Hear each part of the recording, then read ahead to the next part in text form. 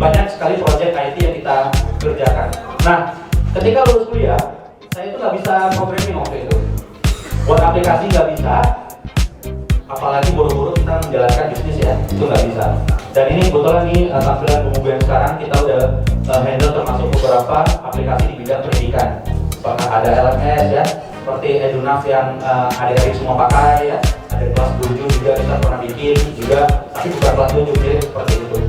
Dan beberapa. Teman-teman ketika sekolah di Fatih, ini satu kebanggaan ya. Artinya Fatih sendiri kan ada rekan-rekan sekolah yang lain ya.